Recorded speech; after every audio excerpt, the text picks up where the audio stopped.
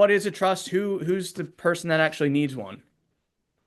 Yeah, good, very broad question, but Yeah. good question. So I'm not, and Damien's heard me say this a lot, I'm not a huge proponent of revocable trusts or revocable trusts, however you want to say it, in Pennsylvania. We do use them. I've written them, working on one with Damien right now. Yep. But I want to distinguish between a standalone trust and a testamentary trust. So, I have a trust in my will that's a testamentary trust. It's built into my will that directs what ages my kids inherit money. I don't want them to get their money too early. That trust will not come to life until I'm dead because it's in my will. That's the typical type of trust we're using. Although you can create a standalone trust that's basically the substitute of a will. So I create a living revocable trust. It's its own document, and it's very similar to a will. It directs where my assets go when I die, same as a will. And as you said, you have to put the assets in the trust. Yeah. And I've seen many a trust peddled by, shiesty lawyers, shiesty financial advisors that come and meet somebody and give them this beautiful leather-bound book, charge them $5,000, and they're on their way and never see them again. They never put anything in the trust. Very frustrating, gives our profession a bad name, frankly. So I think the important discussion is, what is the benefit of that revocable trust? To me, the main, maybe only benefit of it is it bypasses probate. And so probate in Pennsylvania is not crazy expensive. It's $100 per 100,000, right? So if I have $1 million estate, probate's $1,000. Yep. Not that bad. There are things that you have to do when you probate that cause other expense, other documents that you have to file.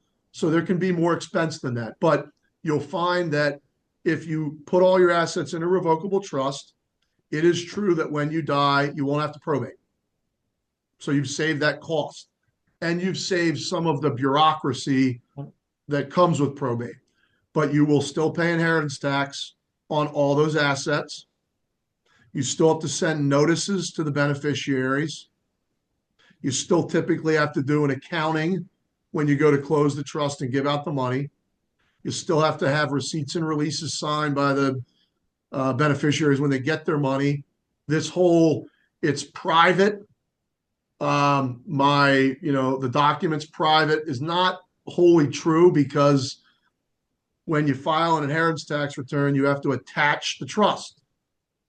It's pretty hard to go and find inheritance tax returns, but they are public. Yep. So it's not true that if you use a trust, it's private. So I don't know that I would say that they do a lot in Pennsylvania. They do not avoid creditor claims because it's revocable. I can put my hand in the trust, take it back, put my hand in the trust, take it back. I haven't given up ownership, really. We don't avoid creditor claims. We don't avoid nursing home claims. We don't avoid inheritance tax. We avoid probate. And I think without, we could end up on a longer discussion going down this path, because I know, and Mac and I have talked a lot about this for the last 20 years, it feels like. There's other simpler ways, right, to avoid probate at a much lower cost with things like transfer on death designations, beneficiary designations, which don't let me forget to have you sort of how the importance of beneficiary designations on things like IRAs, life insurance, that versus the will, which I think we'll cover, but that's an important topic. And I think we're winding down on time too. But the importance of having coordination between Mac and myself as to sometimes probate's good, right? If I have, for my boys, and I'll use a quick example, right? Same with Mac.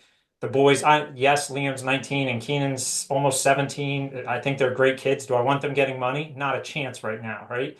If I use transfer on death designations, it's theirs.